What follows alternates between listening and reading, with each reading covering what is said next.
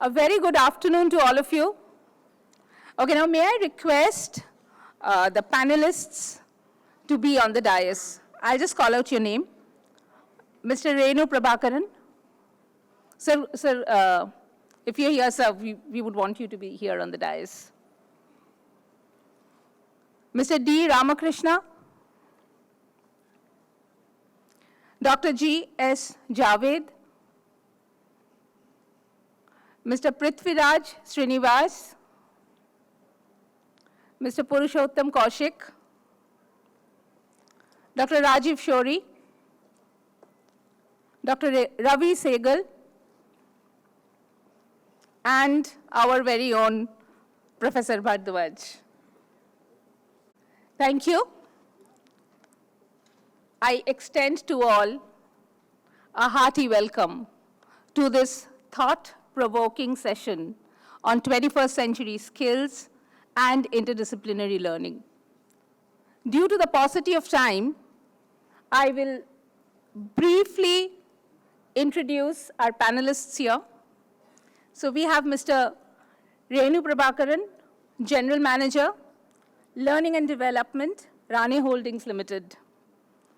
Mr. D. Ramakrishna, CEO, F-Tronic Systems Private Limited.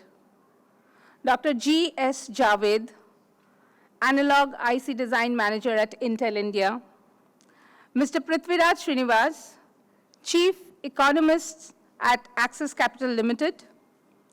Mr. Purushottam Kaushik, Head of the Center for the 4th Industrial Revolution Network India, World Economic Forum.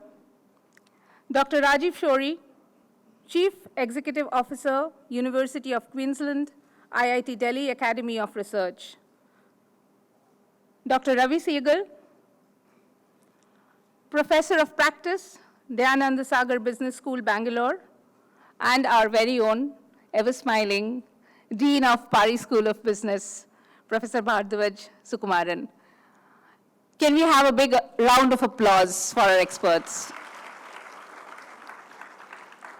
Thank you so much. Rudyard Kipling, the poet, in his famous poem, The Ballad of East and West, states, "Oh, the East is East, and the West is West, and never the twain shall meet."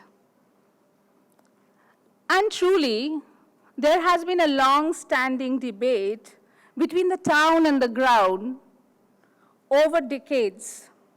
And now the time has come to bridge the gap, to go for a seamless collaboration. So, Mr. Kipling, you were wrong. Because under the SRM University AP sky, the twain shall meet, and we shall see how. So my first question is an open question, and anyone can take it, because we would like to have an understanding of what the industry experts and the experts from academia perceive about 21st century skills. It's a good question where the industry people are expecting. A lot of things are there, but I'll make it very short. Top 3, I'll be sharing it with you. So, basic engineering and science, we have inadequacy in knowledge as well as the fundamental skills which we require, the basic skills we call it as. So number 1 is engineering and science basic fundamentals to be strengthened, and we need application-oriented knowledge. Right? People have to have this experience. Let it be a small theory, what they learn in the colleges, that has to be applicated. So applicated-oriented knowledge will help us a lot. And last, the top 3 I'm telling, a positive learning culture should be there with the students. Always there should be some scope for learning and developing themselves, quickly adopting to the culture what we need. So this would be the top 3 which I could share now. Thank you so much, sir. Thanks for your inputs. Maybe I'll just give a perspective. Some weeks back, I was in an event and someone raised a very interesting point. So when I was growing up, initially my father used to say, like, learn all the maths, tables, squares, cubes, and I still remember that pretty well. I was telling this to my son, and he says, this is a wasted skill. I don't really need this skill. And very surprisingly, so this was maths like as it evolved, and this is a foundation skill that we all talk about, whether we are engineers or doctors or. But now suddenly this is with AI coming into the picture and becoming, AI has been in the picture for quite some time, but then becoming mainstream for all of us. The one big question which came up was whether the language itself needs to be adapted as a skill. Like our foundation, our operating system, how we operate as society is language. And now this is becoming a big question mark that to write a letter, to write a essay, to write our thinking, and forget about it. Someone assuming that a religious preacher saying that this is what I believe is religion, and suddenly AI comes in and creates a new religion for you, convinces you. So the language is getting, and once language gets hijacked, the system is going to look very, very different. So the skills for future have to be understood in such a situation. The technology in our life is going to be becoming very foundational. So today, when you are passing out from the academic institute, and as all of us, please ask yourself, as in like, keep it your hand on your heart and ask, are we not scared? As in like, will our jobs remain as for future? We are all like possibly 50s, so we are possibly less worried, but then maybe behind, like we are really worried whether engineers, doctors, architects, lawyers, even people in media, what will be the jobs and what will be the skills required? So that's the question that you were trying to ask about 21st century skill sets, and this is something which is very foundational. So technologies are going to be operating beside you. If you don't use them as a co-pilot, you're going to be basically almost compromising your career. So better be prepared for the next level. And there are as I was explaining in a previous session, the cognitive intelligence, which comes from the knowledge, and which is learning like text and your images and videos. So all we have gathered in our reading as many books, that's all going to get almost like captured now. The AI has digested everything and possibly will become more and more intelligent to give you a better output. So which practically means that if a student in your class has scored 99 marks with his cognitive understanding, knowledge, everything, because he was most well-read, but then there is someone else who scored maybe 74 marks. Will there be a difference between these two people once AI is going to become a co-pilot for you? So what's the skill set that you need for that world is going to be another interesting situation as we move ahead. There are 500,000 people, or maybe I think 5 million people right now involved in IT industry across Infosys, TCS. Now this 5 million people, the software coding productivity will go 10x with AI coming in. You don't need coders actually. The codes can be generated through AI. And code can be even challenged through AI. So it's like what part of this code will remain is also an interesting question. So let's kind of just rephrase. Foundation is foundation for sure, but then the skills for future are very different. That's what I want to pause. Thank you, sir. Yeah, my view is basically foundation what he's saying. We should be able to imbibe, understand the things more effectively rather than mugging up some equations, or understanding the equation is not the thing. But what really it matters, how that is happening, what is that happening around that, how I can synthesize to solve certain problems. That type of fundamentals is needed when we want to build the new solutions. Almost all routine jobs is going to be taken away by the AI or analytics or whatever the technologies, because all the routine jobs will be slowly wiped off, and the new, even something like what is called robots, or many dimensions of activities what we are doing in some structured way may be done by the machines or the technology very easily. But what is that? How much I am able to understand that is more important. From that, are we able to understand the purpose of the basic, why you need this? What are you able to understand? What are the different purposes of different things in the society? Are you able to understand that? If you are able to understand that, rather than imitating, you will be able to create and change ourselves much faster. And the other dimension is, are you able to understand everything in a number visualization with a graphical or with a pictorial or whatever it may be? Are you able to visualize that and digest that and say which is better, the taste? Understanding that is a most important. Otherwise, all logics will be built by the other technologies, but most important is whether really I am able to understand the needs. That is what I feel. End of the day, my strong suggestion to the people is you should stick to certain domain and build the whatever the knowledge around that, rather than I am a technologist, I will work in anywhere in whatever way. Thank you, sir. That was indeed very helpful. Good afternoon, everyone. A lot of explanations were given, and this actually sets the podium for me to give you 2 acronyms. That is all I would want you to remember or take away. First acronym is ES4C. E, emotional intelligence. S, self-learning. The 4 C's, first one, critical thinking, creativity, collaboration, and finally, communicating all of the above. So ES4C, let me repeat so that it just sits in your notepad or in your mobile phone, either way.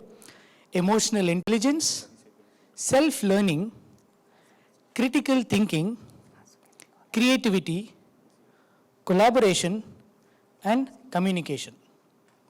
But this is just one side of the coin. Most of them say, how do you build these skills? Right? So that is the second side of the coin, which is something that we need to focus.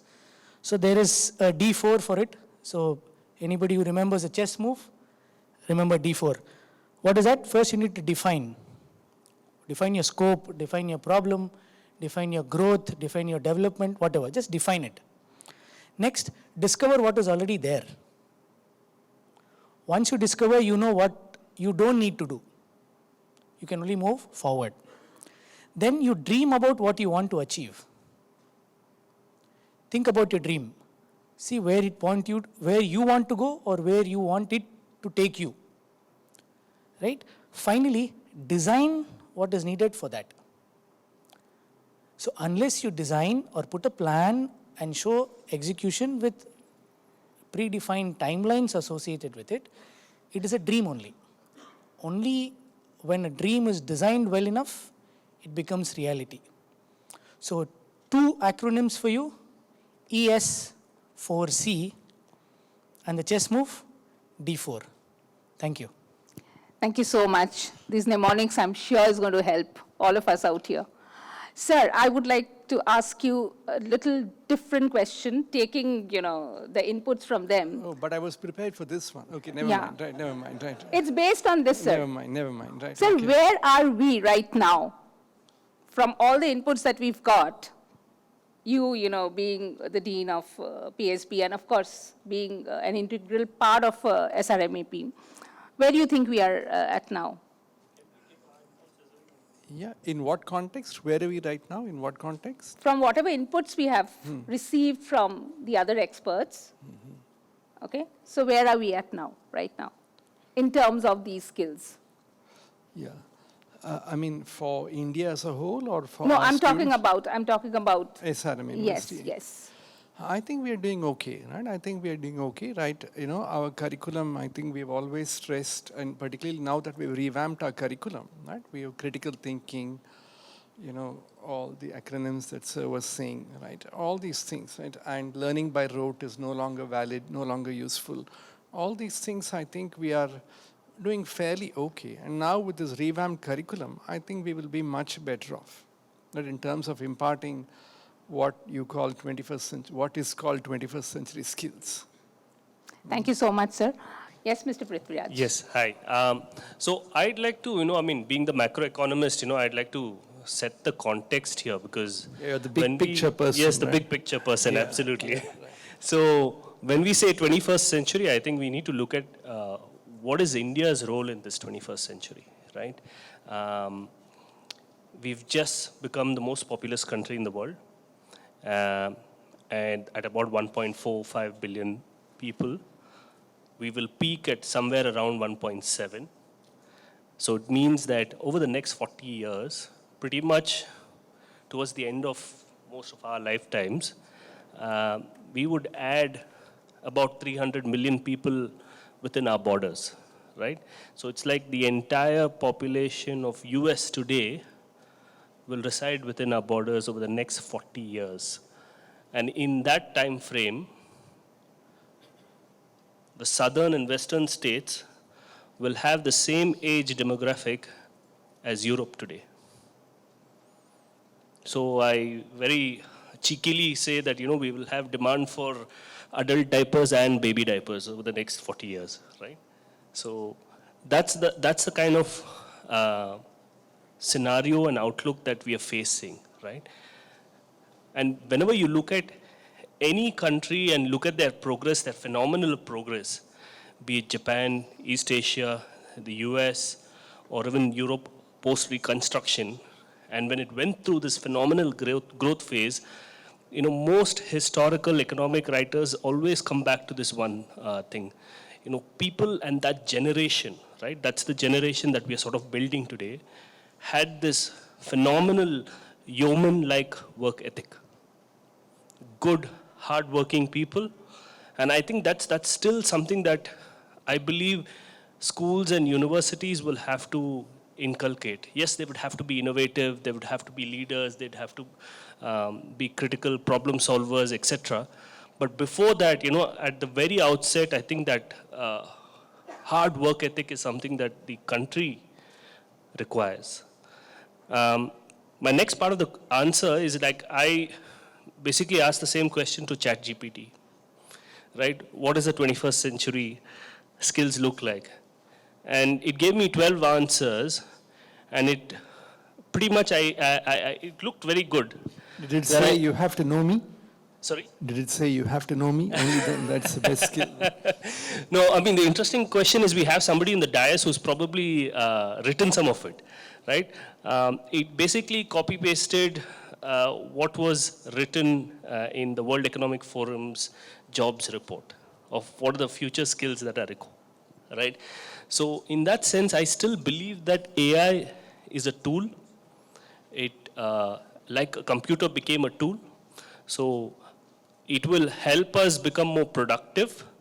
And therefore, the job requirement, in my view, for 21st century is, of course, the hard work ethic and all of that, and being bold and courageous and all of that. But also I think what the universities can inculcate is ability to use these tools and go into what my fellow panelist Javed mentioned about, creativity, right? Sort of using that tool to come out with creative solutions and creative opportunities for India. Thank you so much. I think that was cheeky, but the metaphor was cheeky, but it was profound. It was thought-provoking. Thank you so much. Sir, would you like to? Okay, I'll just take a few minutes. I think my eminent panelists have said it all. I think we are living in, I think we are living in extraordinary times. The changes are exponential all around us. We are all bewildered. I don't think there's any solution to what you're asking. It's a very hard question for us to answer. But I do know that in these extraordinary times that we are living in, for reasons that was echoed by all my eminent colleagues, not just AI, ML, but everything around us, we really have to, so there are a couple of things that we've learned, and we are learning, right? We're still learning, I believe. One is that there's a complete convergence going on. There's a complete convergence. Today, if I say I'm a computer scientist, I think my community will laugh at me because if I don't know anything in other areas, then there's a big limitation on my side. So you really can't say I am in that strata, in that silo, and I don't know anything else. That'll go against me, by the way, or XYZ. Number two, in addition to the complete convergence, we are seeing that the ability to unlearn. Some of my colleagues mentioned, I think one of the conferences debate, the ability to unlearn what we know, right? Unlearn what you learn is critical now. We are satisfied, for far too long, human beings have been very happy with what we know or what we have done. But I think that it's changed now. Even at a senior level, I think you echoed that, right? Whether you are a student or you are at irrespective of what phase you are in your career, Javed, you mentioned that too about agility. You got to be highly adaptive and agile. For if you are not, you are done. You're obsolete. What worries me every day is if I don't learn new concepts, and that's a genuine worry, right? We can always get jobs, all of us here. But if you don't learn new concepts, new techniques, new paradigms, you are done. And the sad thing is when you are done, you're going to be obsolete in no time. And that worry, I think every one of us should have in today's times. So my 2 cents. Thank you so much, sir. So would you like to add your views on it? I think a lot has already been conveyed, but being from power sector, I don't see any change. I see the world getting driven by just one word, and that's excellence. And it's not one day, it's everyday excellence. I have led teams that used to do consulting work 10 years back, and we still see a lot of consulting work coming up from various funding agencies, right from World Bank, Asian Development Bank, name the bank. Name the developers, still on. We have challenges. The nature of challenges changes every time. That's true. So we have to be creative enough to find a solution. But if you realistically see today, environment is one challenge that every one of us is facing. What is the solution? We don't have a solution. But we have a roadmap. How effective we create a roadmap, that's the story, that will be the country's story. Regardless of the segment, whether it's transport or energy or whatever industries, whatever we call. But I think the one word that is going to drive everyone is excellence. Continuous improvement is important. And for the institutes, I would set a benchmark for institutes like research-focused institutes like SRM to be able to set the standards for the countries. We are still dependent on several other countries to help us in shaping the standards. We are still at a country level, we are not able to set the standards for the countries. We depend on so many other things. We depend on US, let them face some problems, modify their codes, standards, and then we will just copy and paste that. That's not the right approach. We have to find our own way. The solution that they are applying may not be as it is applicable to us. There is a lot of research or adaptability that goes into it. So we have to be creative and innovative and find our own way rather than, just copy and paste. Anyway, I'll talk more later. Thank you, sir. Thank you so much. But that, gives rise to a very interesting question. That is, you've all spoken about adaptability and, going interdisciplinary or multidisciplinary. How do you think that we can bridge this gap, actually? So when we talk about in terms of 21st century skills, and then, as Professor Shori said that, we are done. So if we don't want to become dinosaurs, right, what is it that you would want to tell us, the people from academia? What do we need to do? How do we need to groom our students so that they don't become dinosaurs going down 5 years down the line? Yeah, basically I feel all these courses, whether it's a mechanical engineering or civil engineering or any of this engineering is built sometime, maybe 30 years or 40 years back with some structured objectives to build certain solutions. That is what engineering definition. But unfortunately, with the changing technologies, changing the materials, everything is changing. Are we able to know the needs of the society? Are we able to build a course? That is what I feel is a missing first. It's not in India, even I feel across the world also. The structured course is not built. Today, when we are talking about a EV, Or otherwise today, what is a communication technology which we are talking about, digital communications? Or otherwise today which we are talking about IoT, or whatever the challenges, or whatever the domain solutions of across the directions, or otherwise manufacturing of with the robotic manufacturing or even additive manufacturing, all this, are we able to emphasize entire solution as one solution for an engineer to solve? For that, what are the key courses, fundamentals we are teaching, and again connectivity to this, to that, is that courses are built. That's where my experience, even today I design after 65 years also, I learn also continuously. When I am seeing lot of missing links are there. People in between something emerge, there is a demand for that, the people will think only that. For example, Java, that whatever the technologies, everything will think, every connectivity is through web technologies only. But when we are talking IoT, going through the web technologies is a disaster. So are we able to exploit all this mobile computing which we have on our hand, which is having heavy power? Are we able to utilize that? Do we have any course anywhere? How this is linked to the servers? How I can utilize in our computer science or even other electronics or whatever it may be, even including mechanical. Whereas industry is using here and there piecemeal. That is where the skills what is needed for today's technology is not built in that dimension anywhere, in my opinion. Maybe we are copying here and there. Any academic council or board of studies sit, and the people whoever thinks that his importance, they will do it. One more dimension, even I would like to suggest to our VC also, morning when we are discussing with the syllabi. We have physics, you have mathematics, you have chemistry, that was taught commonly for all the department. But whereas in my opinion, for the electronics, separate physics is needed. For other departments, separate physics is needed, separate chemistry is needed, separate mathematics is needed. Similarly, environmental science also separately is needed for each different dimensions. That's where I feel we have to re-look into the pattern of building the syllabi first.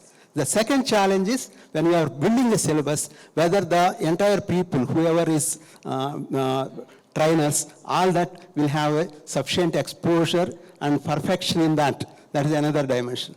When we are making this syllabus also, I feel today whatever the heavily used technologies, that is has to be taken into the consideration so that all the majority people get into the job. That's my view. Thank you, sir. If I can add something here, I mean, having seen what the business schools, curriculum looks like, I feel it does take into aspect that, that multidisciplinary sort of framework.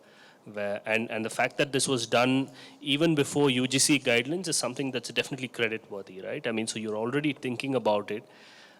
One thing that I do see come up, I mean, there are two aspects here. Industry will always want people who are ready, right? That it's like a plug and play model would be perfect for them, right? So that's why we always emphasize on that, are you training the people with the kind of tools that we are using, right? And so that when we hire them, that it makes it a lot more easier for us, right? So that's one aspect. The second aspect, given that we have AI and disruptive technologies, I think the research aspect is another thing that needs to be emphasized on.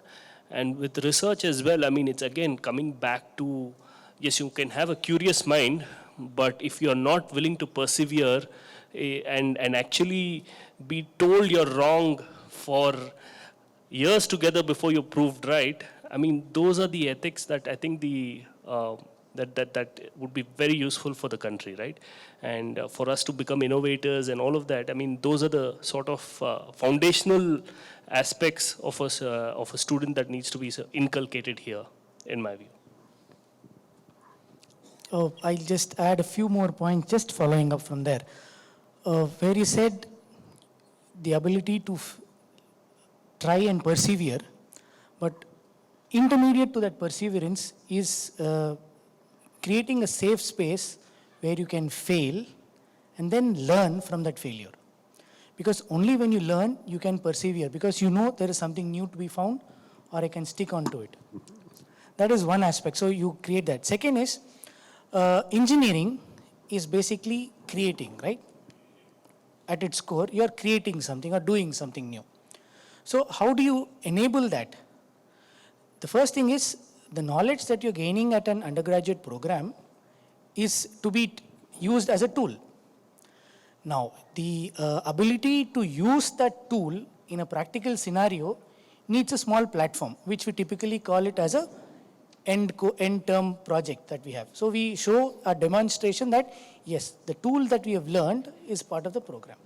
Now, that essence core is kind of fading away in the last decade. You are not using it as a tool, but you're using it as a metric to complete your degree. So, request for the academicians here would be, can you bring that building back feature back into academia rather than meeting a certain requirement to graduate? So, ability to demonstrate your ability to use a tool is important. You will very really, in the near future, realize that AI, like calculator in those days, was said to remove accountants. It didn't happen. Computers said they will remove a lot of people. Didn't happen. AI is telling it will remove some. It will not happen. Thing is, people start learning to use it as a tool. And it is a tool that you can, after some time, the tool will play to your whims and fancies. You become so comfortable with it. Once you become comfortable with a tool, that is when you see the fear of the tool going away. Telephone was supposed to take away, fax came in and went away. Nobody knew when fax diminished. Nobody knew when VCDs and DVDs diminished. They organically died, their future. Tools will come, newer tools will further come. A time will come when AI will generate an AI to do another AI's job. Don't be surprised, it was going to come. But just that, how do you wield it? End of the day, you should feel comfortable using it. And for that to happen, there's a link. That is your ability to self-learn. There are times now that you cannot be taught everything. Just to give a quick calculation, right? A semester is typically 14 weeks, 15 weeks. So 2 semesters in a year, 30 weeks. A year has got 52 weeks. There is 22 weeks still technically available with you to learn. Nobody is stopping you from learning it. All the resources are available. They are freely available. You don't have to pay. Thanks to COVID, all the paid courses are also free. So if you're in engineering, what I want to tell you is, understand that there is an interdisciplinary approach and a multidisciplinary approach. First thing, if you run, what I feel was, there has to be some finance education in engineering. Learn finance, basic finance, okay? Second, learn basic quality. Learn basic production control. Research is always there, implementation is always there. These courses you can do, learn from experts, on the dais, off the dais, globally available. The courses are online, are free. You don't have to pay anything. So the inertia to learn something new has to go away. It's like, there's a very old saying, right? Rolling stones gather no moss. So ensure that there is no moss around you and you'll be just fine. Thank you so much, if I can summarize it in just one sentence. So tools and techniques may fail with the passage of time, but the wisdom is in the skill, if I may put it that way, and if that resonates with you. Sure. Thank you, sir. So I'll take up the point from your answer, and I mean, my next question would be that, it is not just the students, because what is happening at the industry level, even the academia also may not be very aware, because how you're doing things. And like, there's a gap. I told you, there's this, dichotomy between the town and the gown. So what would be your suggestions? It's like an open question to all the members in the panel, that what would be your suggestion that, what the academia can do in terms of the mentors, the faculty, the facilitators, and the students, to bridge the gap so that when our students graduate and, when they go to people like you, you would know that, yes, this is the kind of, a pressure that I would To like to bridge take the in. gap between industry and academia. That's what you're saying? No, I'm saying that the way things are being done, like Mr. Prithviraj was saying that, like even for different engineers, the way they learn physics or the way they learn maths and apply maths, there's a difference over there. So keeping that in mind, how can, because in order to groom, we also need to be groomed. So, under such circumstances, what would be your suggestions, recommendations, or inputs? See, I think this is sort of discussed and it's being implemented. I mean, I think we can look at it again as inbound and outbound, right? Outbound meaning, can students sort of go and do more internships, and so there's that knowledge where they see whether what they are learning is practically being used in the industry. So that's an opportunity for them to do that. And inbound is where you sort of, what you're doing right now, what you're doing today, and probably will do further, where you bring in people from outside into the university. I think maybe one suggestion and point is, or a question mark. I don't know if this is happening. Probably Professor Bharadwaj can help us. Do you insist on work experience before your masters? Because then you have probably students who have used their degree, tried to apply it in some field, and then come back to be retrained or maybe a repurpose in their life. Or would you be willing to sort of accept somebody in masters after 15 to 20 years of work again? Or even or somebody did not have the means to complete their education, but now would like to, and probably facilitate it in such a way that they can complete their BBA degree, etc. So that way, I think we that cross pollination of what's happening in the real world and what's happening within the university can be bridged, right? Yeah, sure. I mean, right now we'll be happy to accept candidates with work experience. I mean, that is fine. But we are a young school, so we don't have the luxury of saying that's a prerequisite. Right? We don't have that luxury, but going forward at some point, we may make it a prerequisite. Right? And we are very happy to admit students who come back after 10, 15 years. We're very happy to do that. But in case we get such applications, we will certainly take them. Because we want to help people upskill, upgrade, whatever. I have a suggestion here. Faculty sabbatical programs also to be, encouraged more. So what is happening in the industries, the contemporary technology which is, happening in the industries, that will be only when they come and undergo a sort of intern or some short-term training. Faculty development programs, faculty sabbatical programs, that has to happen. So this contemporary knowing is not doing. When they come and see, people will understand and get more exposure towards it. That is one suggestion from my side. So there's a more practical way of doing this, and I had suggested this at another university, and some outcome is there. The way is, if your faculty member has to enrich some knowledge, unless you force it upon them, sometimes they don't do it, because that is the inertia. So what I suggested to them was, in the industry we have something called the OKR. You have objective and key results that you need to work on. Put learning enhancement or continuous learning as part of your deliverables every half a year. You need to deliver by you enhancing your knowledge every half a year. You can't do it quarterly, but at least a semester-wise you have to improve. So when you begin the semester and when you end the semester, you should have learned something new and gone forward. That practical force or a push, I would say, nudge is no more a nudge, it's now a push. So now don't ensure that a push comes to shove. You don't need to be shoved around. So that would probably like how they do in their academics, when you are doing a PhD, you need to have a criteria. This could be one of the criteria which is an exit. Every semester you exit, you learn something new, and only then you exit.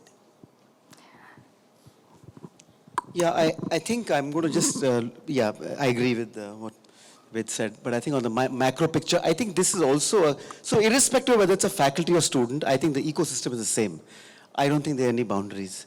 Look, we are at a phase where boundaries are really getting blurred. There are no boundaries. I mean, we are all learners, right? I mean, if I tell a student today, honestly, if I tell a student today, I am the instructor, you know what he'll say? Please take a walk. That's what is happening now in IITs, right? I mean, all of you know this, right? Or even over here. So I think you have to really cut the boundaries. But I think more important point I want to emphasize is the power of, and many of you have echoed this, power of collaboration. I mentioned, in fact, I commend the Vice Chancellor, Professor Arora. I mentioned this to him briefly over lunch. We had this workshop today, Industry Academia Collaboration, and I was a part of that. I was very impressed. You know, I don't think we see this in most of the institutes in the country. Look, in those 2 hours, what we brainstormed and what we shared and learned, it was a two-way interaction, the duplex channel, right? It was just phenomenal. So taking that forward, I think this is the time for global collaboration. And any institute or any industry that does not collaborate, and I have been fortunate to be a part of both industry and academia in my career, right? More industry, but less in academia. I can tell you that if faculty members don't go to industry every year, and I think I completely agree with you, Javed, they don't go to industry every year and spend time, publish papers as co-authors or file patents, they'll be obsolete, right? Because the current area will miss them.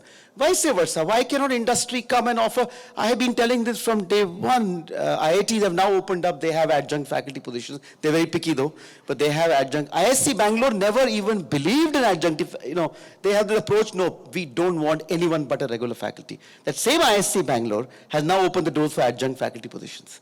Because they know it's all about cross-pollination and collaboration. And finally, I think every student, I learned this when I was a student, I even now believe that when you attend a conference or a workshop, like over here, but an international event, I think that learning is absolutely unprecedented because you make lifetime friends. And finally, to students, you know, I have 2 daughters, I tell them, look, all of you spend so much time on social media, so much, school kids, even our own students spend time on social media. Have you once sent a message on LinkedIn or Facebook or Twitter to a who's who in the world, in technology or in any area by technology? Have you done that? If you do that, out of 20, maybe if 2 reply, you are done. You probably will get your PhD or postdoc from the top university. So I think you have to leverage the social media in a way that is going to benefit you. It's all about collaborate, collaborate, collaborate. Thank you, sir. Thank you so much. Shravani, Yes. let me respond to this topic. So we already, in fact, have everything provisioned in our system. Through our professional development allowance policy, people can take advantage of this going to any such places, and they are going right now.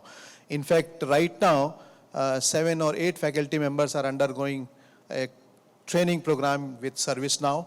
3 faculty members would be going to Volvo, all from computer science, but they will be going to Volvo. We are also going to introduce industrial sabbatical, wherein every year a faculty member would be sent at least for 15 days to any industry of their choice. That is what is happening. And we are also introducing a concept of joint faculty, wherein when we talk of interdisciplinary, there are many faculty members who are good in AI and ML, in science departments, in engineering departments, and they would be given joint faculty appointment to teach in computer science department or otherwise. So this is what currently we are doing at the moment. Thank you. Thank you, sir. Madam, one more point, only one point. Yes, please, sir. What I suggest is there are a lot of expos happens in the world. There are, especially Germany and all, there is a high standard expos will be there, where maybe something like 2,000-3,000 of new gadgets are what is happening will be shown. So what I suggest is if the faculty will go and visit that type of expos, really what exactly the standards of the technology at present, what is happening, they will be able to know more straightforward rather than people like us will tell few things rather than they get huge amount of knowledge, what is the trends. Thank you so much, sir. And, sir, I think we are almost at par with whatever inputs have come from the industry experts and also from Dr. Shori, who is a bridge between academia and industry. And it's been a pleasure due to paucity I have of... only yes, one yes, point. sure, sir. See, this opportunities, which is coming upon, like IMTMA, Indian Machine Tool Manufacturers Association, they got an exhibition at Bangalore, where 120 countries, they exhibited their new products and technologies. One way it's business promotion, the other way it's of learning. Coming now, June 21st, I think, June 21st or 23rd, I believe, in Chennai, there is an ACME exhibition, where again, mechanical, the technology, electronics and mechanical, there is an exhibition in Trade Center, which is for a week time. So students can, there will be product display as well as seminars and knowledge sharing initiative will be there. So this could be one of the biggest platform for them to learn and get exposure. Thank you so much, sir. We indeed look forward to all of you for your suggestions, your guidance, your collaboration, because end of it, they have to go back to you. And on that note, I would like to thank all of you here. It has been wonderful, and so many important, thought-provoking, profound insights came up. Thanks to you once again. Bye-bye. Which is a brainstorming session on exploring ways for continuous engagement of industry with academia. Let me first introduce the guests. I will ask the guests to join us at the stage. My first preference would be people from industry. Mr. Dinesh Dua. Yeah. So Mr. Dinesh Dua ji is a Chief Executive Officer and Director at Nectar Life Sciences Limited. An alumnus from IIM Ahmedabad. Mr. Dua has over 40 years of professional experience across varied industries. We welcome you, sir.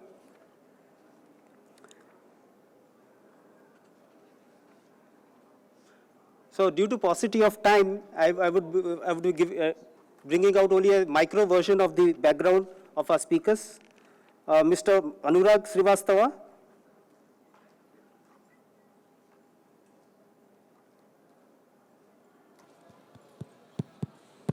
Mr. Anurag Srivastava is a CSR head, lead corporate affairs at Cisco. In his current role at Cisco, he works closely with Cisco's global leadership team, different federal governments and state governments.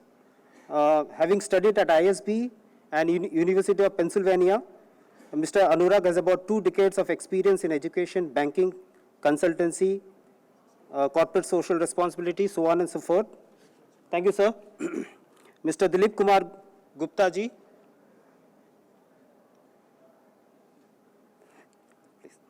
Shri Dilip Kumar Gupta is Managing Director and Director Projects at Sagarmala Development Company. Prior to that, he was a Central Engineering Service Officer and had handled several key responsibilities at the CPWD. A civil engineer by profession from IIT Roorkee, postgraduate from IIT Delhi, and management MBA from FMS Delhi. We welcome you, sir. Professor Manoj K. Arora.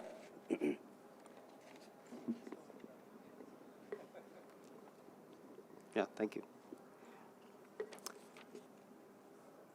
Okay, sir is busy, so in the meantime, I'll call upon Dr. Sanjay Mandal.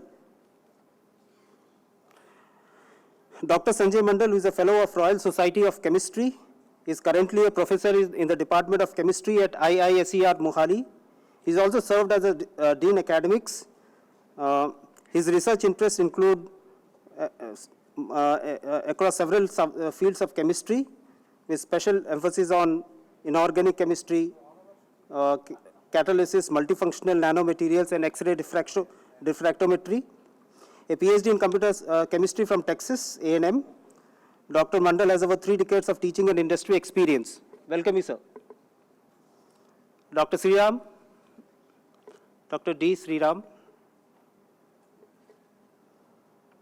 Dr. D. Sriram is currently a marketing professor at Great Lakes Institute of Management. He has more than 3 decades of experience in industry and academia. A postgraduate in chemistry and management from BITS Pilani and a doctorate from XLRI Jamshedpur.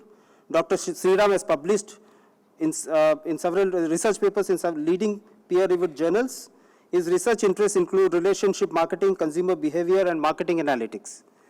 Last but not the least, our very own Vice Chancellor, Sir, Professor Manoj K. Arora.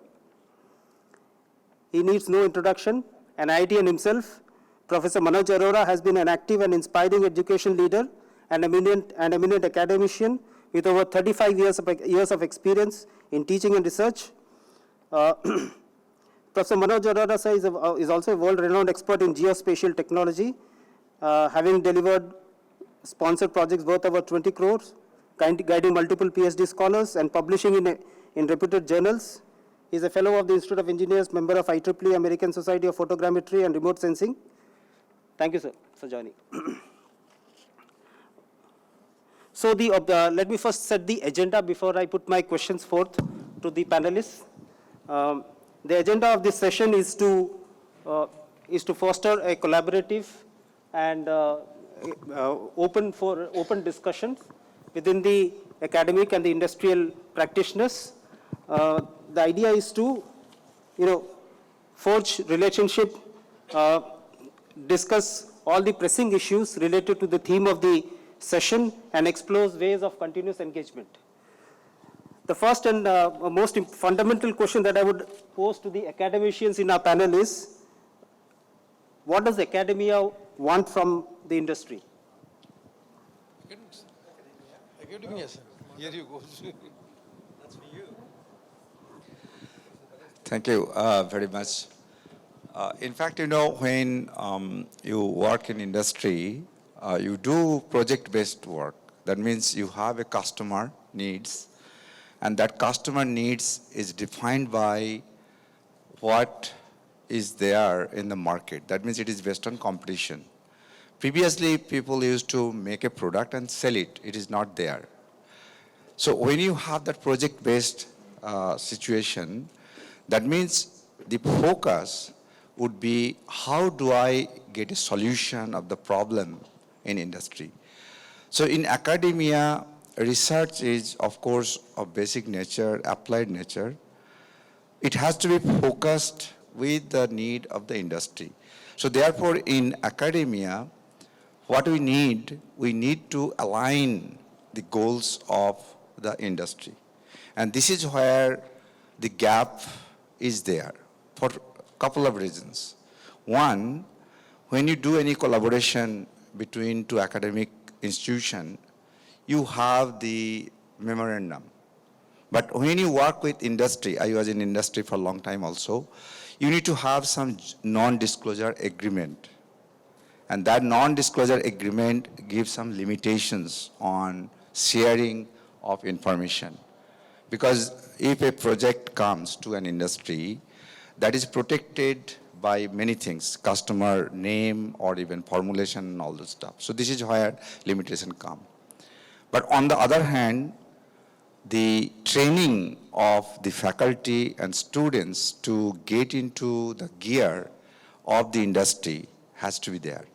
So this is where we are talking about the internship of the students, opportunity in industry, so that the interns and faculty members, they get some kind of training what is required in industry. And when you have that creates a trust.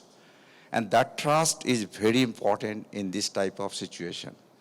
So academia can approach an industry with thoughts of that trust would be maintained. And industry has to provide that opportunity.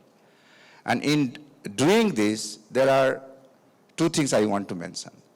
If you think there is a triangle, and in one corner you have the industry, one corner you have the academia, the other corner has to be the government.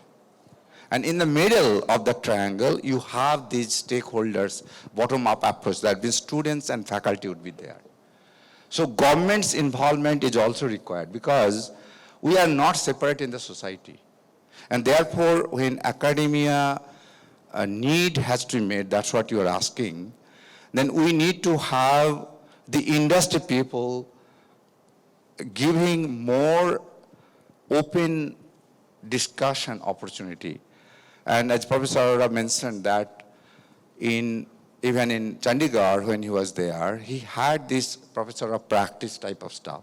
That means industry people can come to the university and show them what they're looking for. So this type of thing would be there, and SRM is already doing it. He even told today that if anybody is interested, he can give the appointment letter by tomorrow, right? So academia needs the people to come, teach, even take the students, faculty to their area and show how it works. So this opportunity can come from academia with the leverage that students, you said, can go for 1 year even. And if that is there, then the academia loaning the students for that is a big thing. Because it's kind of a joint output. When somebody is trained for a future job, industry is also getting something out of that training. It is not free. Labor is not free. So it's kind of Right. a win-win Yes. situation. So this is kind of a statement I can make. Thank you. Okay, good evening. Thanks for the opportunity. My response will be slightly long, and I look at two things. One is from a student's perspective, another is from a faculty member's perspective. If you look at, and I speak for management school, not for pure sciences or engineering. If you look at it from a student's perspective, we need to look at a bachelor's student versus a master's student. Because in both these cases, internship are kind of mandated.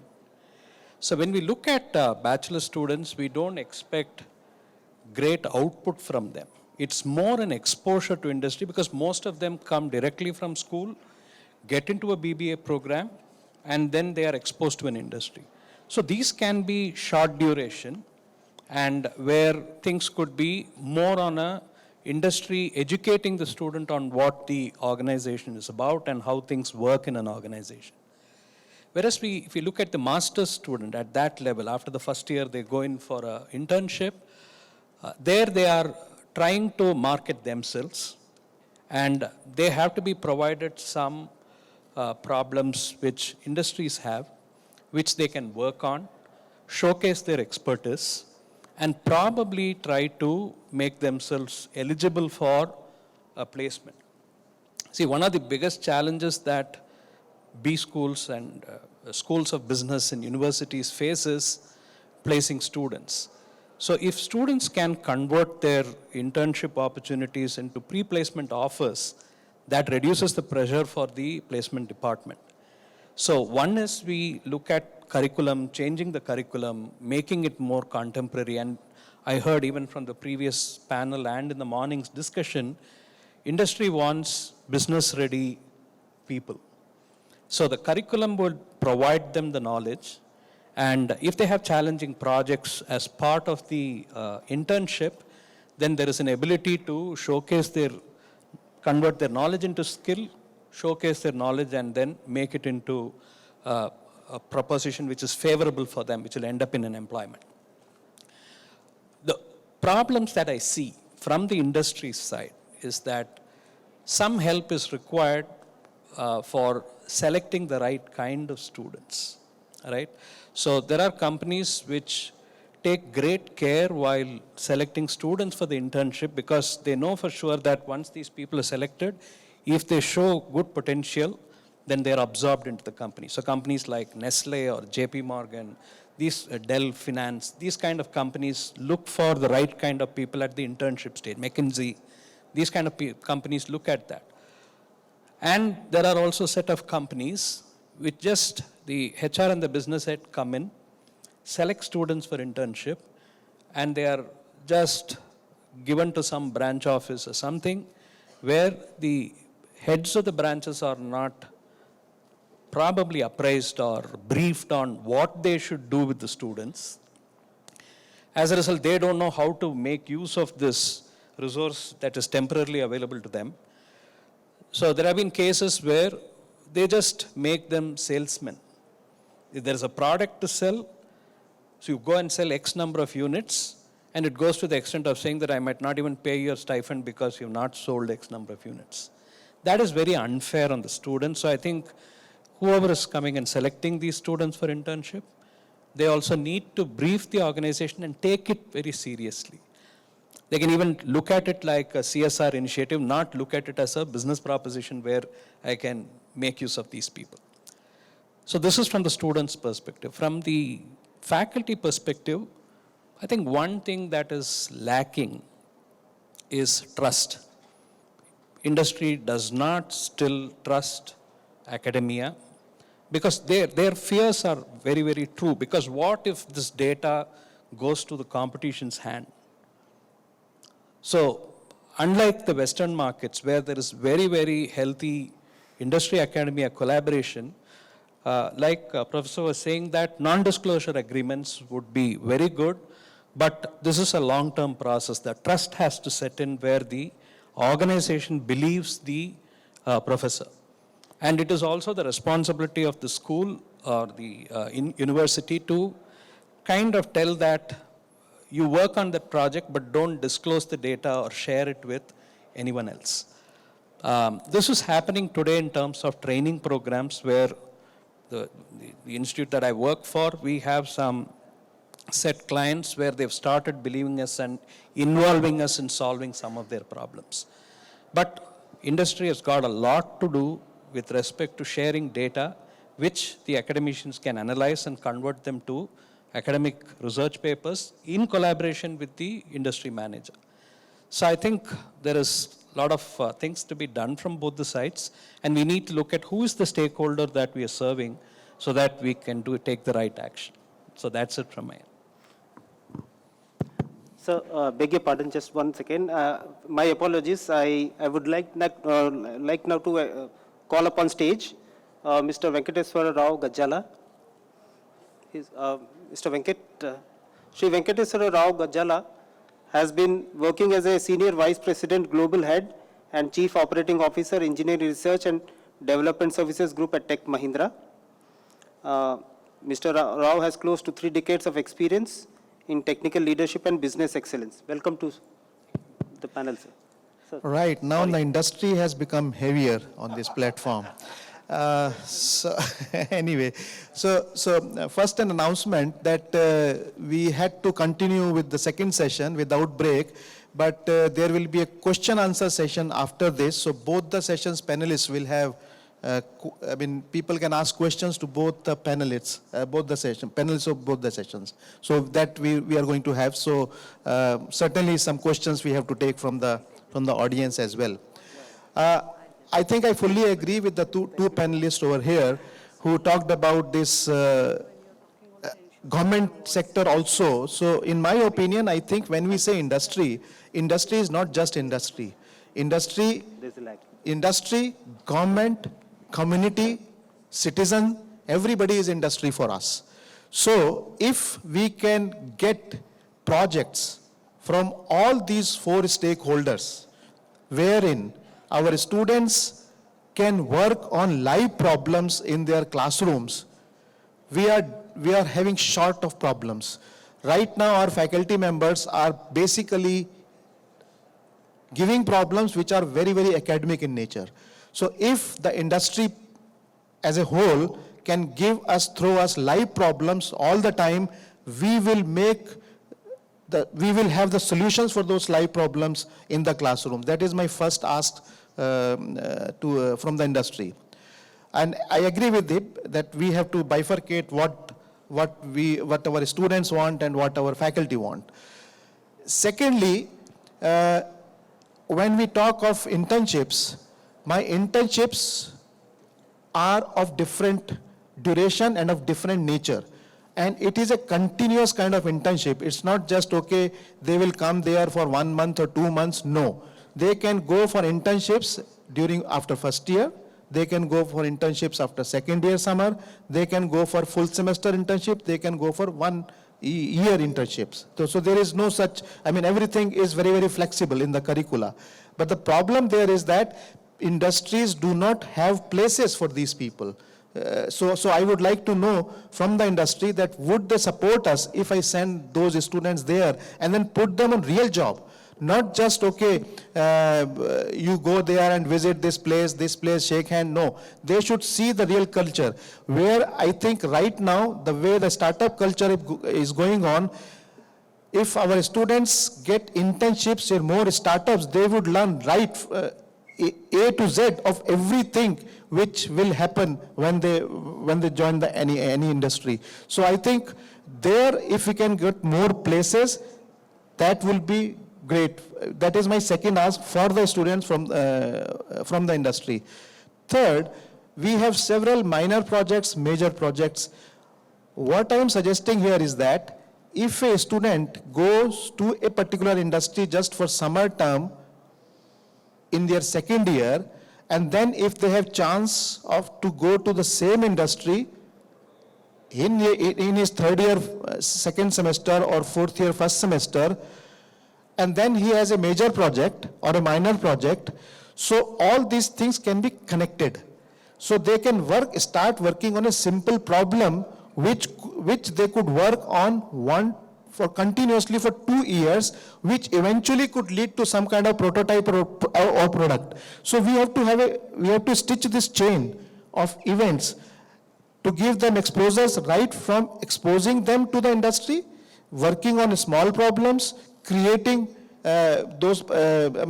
developing those problems into bigger problems, which eventually could lead and help the students to start their own businesses. This is the kind of chain. So for this, again, industry has to come forward and have a continuous engagement with us. On the faculty side, already some discussion was there in the first session also, co-teaching.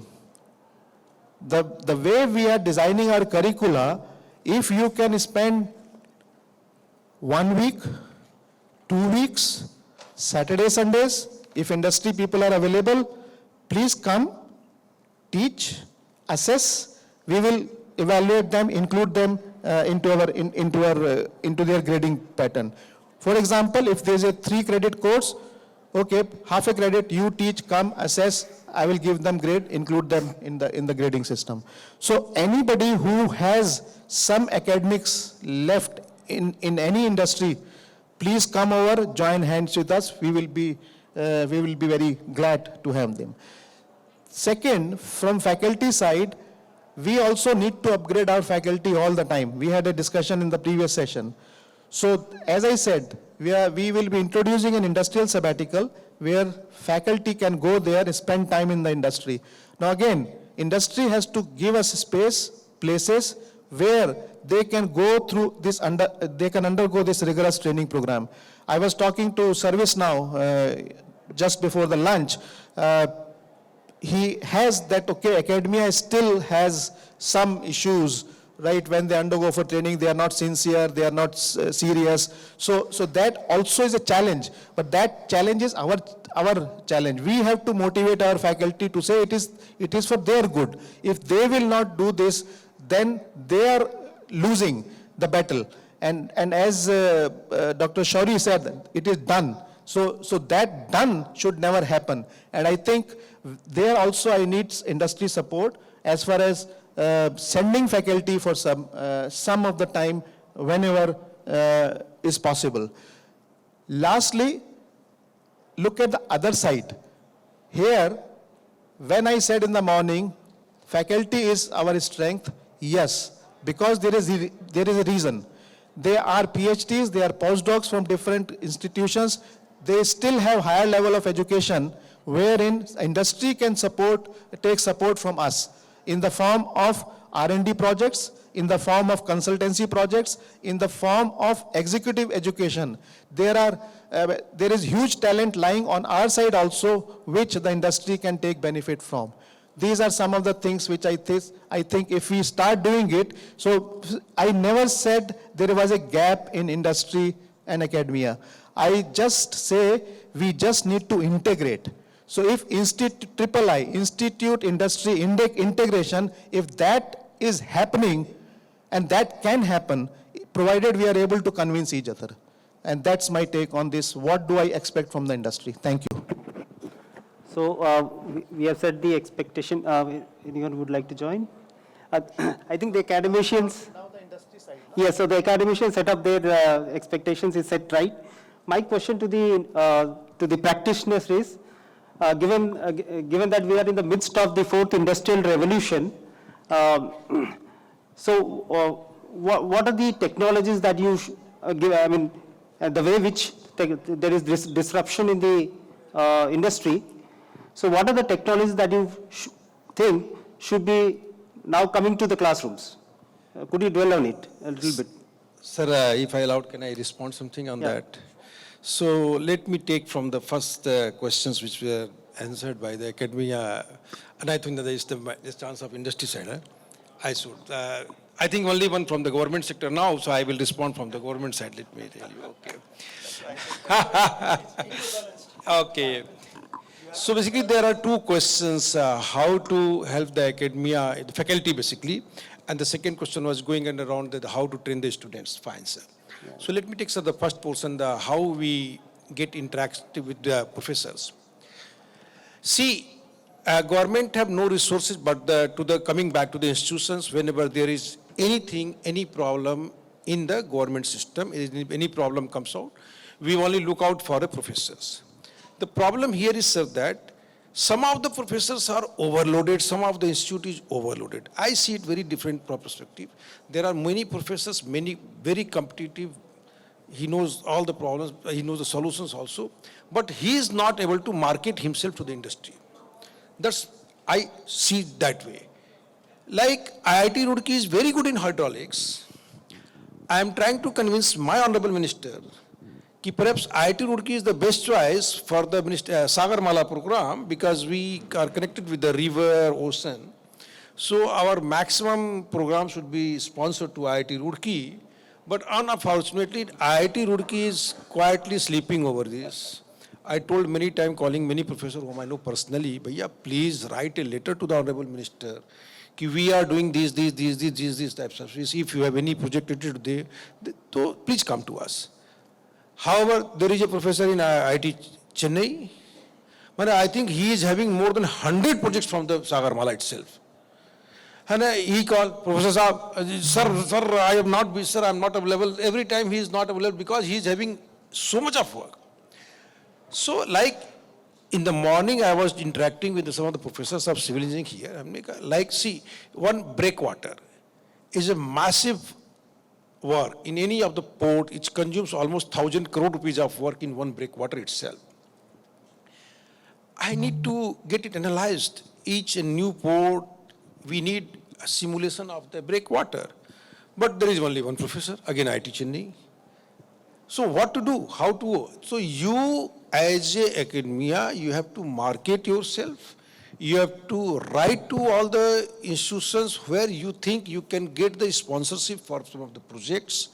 Tell them in detail, come and meet them. Nowadays, see, this academia also need to market them also. If you are having a capability, if you are not marketing it, nobody is going to come to you because there are 100 others who are already marketed themselves. Similar thing is happening in government also. I might be very capable, but if I am not able to market, nobody is going to take me in the government even, seriously. So this goes for everywhere, sir.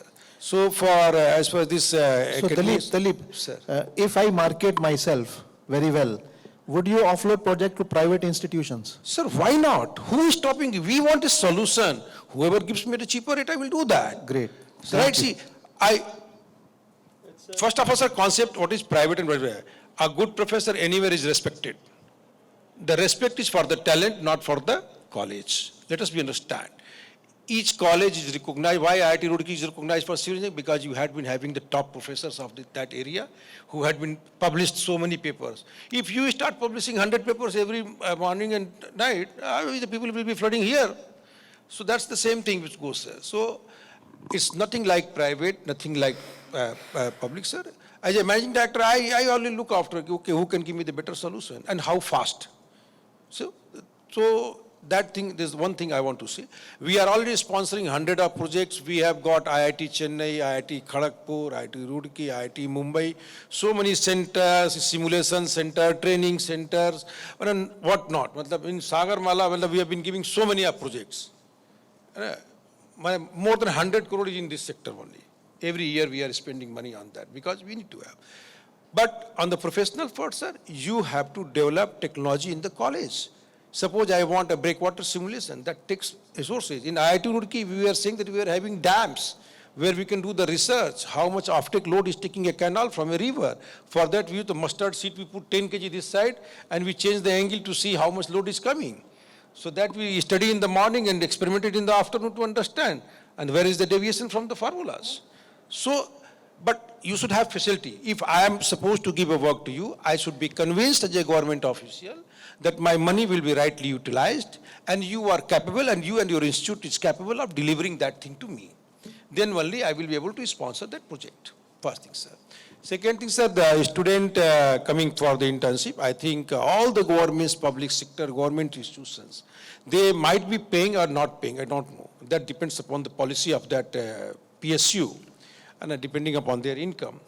But as far as training is concerned, they do impart the training as interns, hundreds of number. All the PSU has known. I think many of the companies, we are taking more than hundreds in the oil companies, BHEL, BEL, shipping corporation, में जो shipping corporation के बच्चे, तो we are free. We always, obviously, we have a limitation on the numbers and that, but whoever institute comes, it's like similar recruitment process, sir. Your HR department has to contact us and ask us. And if we start developing relations, sir, if your student performs, if this time your 2 students performed well, next time we take 3. If they perform well, then next time we take 4. So your intake, from wherever we get the good is because we always engage them on a ongoing works so that their training should be fruitful and that thing. Third point, sir, you raised about the sharing the data in the government sector. Why we have non-disclosure agreements? Sir, if it is a sensitive information, we go for the non-disclosure. But if you want to use some information for academic purposes, you can always seek the permission from the government.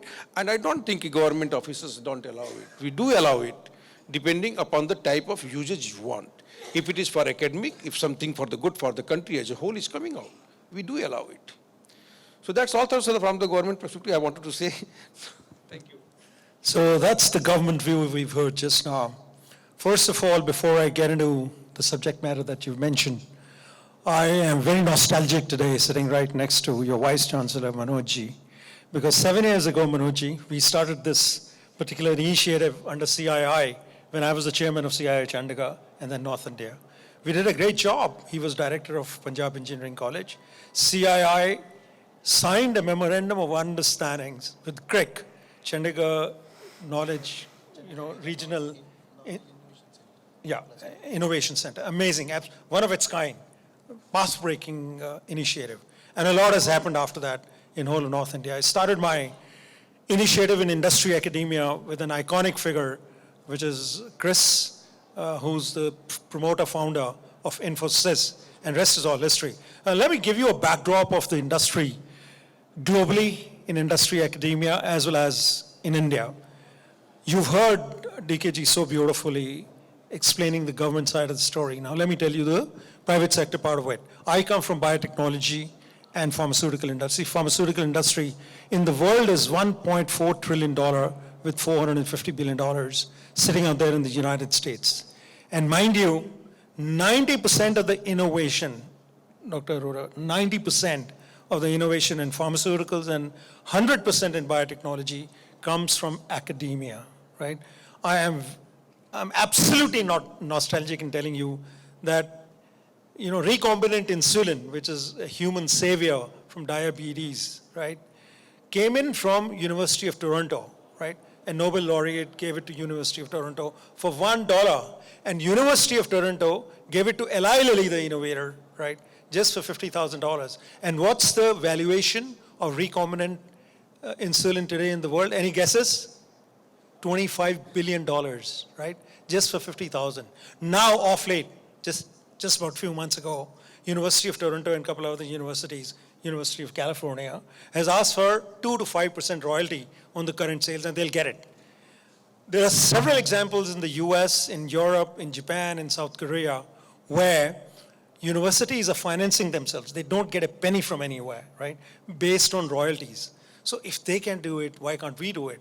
My alma mater, Indian Institute of Management, Ahmedabad, started this initiative of us in the second year, 6 months in the industry in the second year, as you rightly echoed, Dr. Arora, and there, ladies and gentlemen, the evaluation is done by the industry, not by the institute, right? And it's a live project. It's a project that is, in the hands of the industry, and they're stuck over there, and they get the solution. And then in turn, the students like us at that point in time, I'm talking about 79, we leverage the help of the faculty. As separate sessions are held amongst the faculty, even directors involved, right, in facilitating whatever the initiatives are taken. And 9 out of 10 times, the projects go to fruition. And that's the reason, particularly IIM A, B, C, and Indore now, and a couple of others are doing so well. 100% placement like yourself. And the minimum salary today, last year in Ahmedabad, was 40 lakhs, bare minimum, right? Why? Because it's the product, the student, who've gone themselves and proven to the industry that we bring value to you. It's because of the project work. It's because of the FPM program, Fellow Program of Management, where a lot of faculty comes in and gets trained for management and the technologies. Now, coming back to the mainframe question that you asked us, what are the technologies which are going to be in the industry for which the academia has to come forward? Yeah. To me, as we heard in the last panel discussion also, the major disruption in the world today, where all the countries, their governments are alarmed at, is artificial intelligence. ChatGPT. Now, it has both the sides, the flip side as well as the front side. Whereas it's, what is ChatGPT? Somebody explained in the panel earlier. It's just collation of information from all the verticals which are available, right? Putting it in a couple of minutes, and you get 10, 15, 20 options available to you from ChatGPT that this is what it is. It refreshes you also continuously, right? But look at the top when it says, I am updated only till 2021.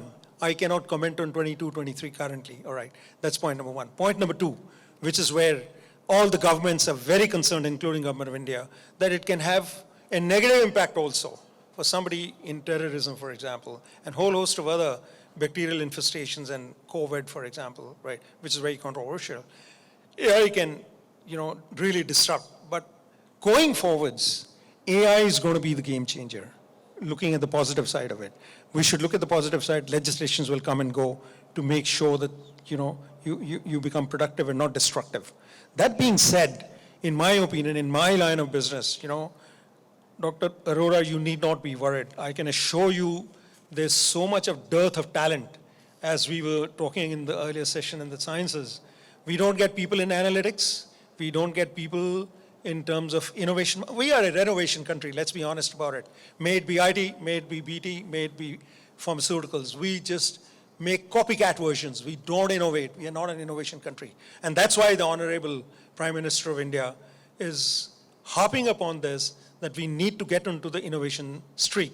In pharmaceuticals, ladies and gentlemen, I'm very proud to say, being the chairman, ex-chairman of PharmExcel, we export $30 billion worth of drugs to 206 out of 211 countries. You saw our prowess in COVID, what happened, disruption, and the way we came to the rescue of at least about 70-odd nations, Latin America and Africa, right? But that's going to be a short story, Vietnam, I was mentioning in the earlier discussions also, Vietnams and Bangladesh and Cambodias of the world are going to catch up with you because labor is cheaper there as compared to us, right? And then they will bring down the commerce that you're doing. So for that, innovation has to come from academia. Innovation, today, one new drug in the chemical part, that is the pharmaceuticals part, is going to cost you $2 billion with a failure rate of 99.9%. No Indian corporation has that kind of money to be blown away. So it's the academia which has got tons of funds, right? And the bandwidth to come out of the closets and to reach out to the industry, and industry is absolutely open-chested. The government may have issues and problems that you can't market yourselves. We reach out to NIPER in Mohali and NIPER in Hyderabad to ask them, what is it that you can do for us, instead of they coming to us. There have been several occasions, several instances I can quote, where we reach out to ICMR and try and do collaborative research with them. Cost of doing research in the academia is next to nothing as compared to the private sector. So let's create an amalgam by bringing in Internet of Things, machine learnings, AI, and a couple of other skill enhancement. And we heard such an eloquent speech today morning from Dr. Vinod about the skill levels, right? And I say that with tremendous amount of authenticity and authority, that a great initiative which has been started here by Dr. Manoj Arora, knowing him so well, right? If we could achieve 25% of the success level in the kind of initiatives which he's listed out so elaborately in the morning presentation, we would be on an innovation streak. And as I said earlier to Dr. Arora in the sciences session, that, we are very proud to say in biology, 10 students have all gone overseas and they're doing exceedingly well. Those 100 of students will come here in SRM and try and do what our students are doing out there. So with this, I'll just stop here with a message that there's such a lot we can do together, industry and academia, and I'm very happy and I congratulate SRM University to have taken such a great step forward. I personally and professionally look forward to collaborating with you, putting you in the loop in the pharma and biotechnology industry to try and see that you become even better than IITs and IIMs in the next 5 years thereabouts. So my next question is to Mr. Anurag and Mr. Venkat. We're very happy to note that the pharmacy field would like to fund blue sky research, but typically it's been the case that the academicians work towards theory building, while industries are restrained by profitability. So given the concerns of ROI and the short-term focus of the industry, how would you see the research fund, collaboration with industry in terms of fundamental, research? Yeah, so since morning we have been discussing about the gap between academia and industry. I'm feeling sorry for the person who is making notes, and because it's a day-long session for this particular topic, and I'm so glad that we are doing something like this. At the same time, I really want that summary to be distributed to everybody in the hall, so that we can, go through what we discussed, and let's come back and do some actions about it. So, as Dr. Arora mentioned, there is a trust deficit between industry and academia, but of late this gap, I'm seeing that this gap is being filled up slowly. So fortunately, I as part of our CSR initiative, I run a program called Cisco Networking Academy. So I'm so fortunate that I'm sitting at the conjunction of industry and academia, because I keep talking and I keep visiting a lot of colleges across India and South Asia. At the same time, I get a lot of feedbacks, what we discussed today, and I send it back to the industry as well. And I know about a lot of IT companies. I can talk about at least the IT companies that, they have also started going back to the academia, and they are asking for, those research, as Sir mentioned, that it's very expensive to do research in private companies. So IACs of the world and some IITs, industry is going back to them, and they are asking for the students to come back, to come into their campuses and do research there. So also, few years back, we realized that, there is no dearth of talent in the country, and mostly, Bay Area companies like Cisco, Apple, Google, we normally go to IITs and NITs. So 4 years back, we realized that, since courtesy this program, Cisco Networking Academy, we are creating a huge digital workforce of students who are trained in CCNA, and CCNA, CCNP, cybersecurity. So why don't we leverage this talent pool?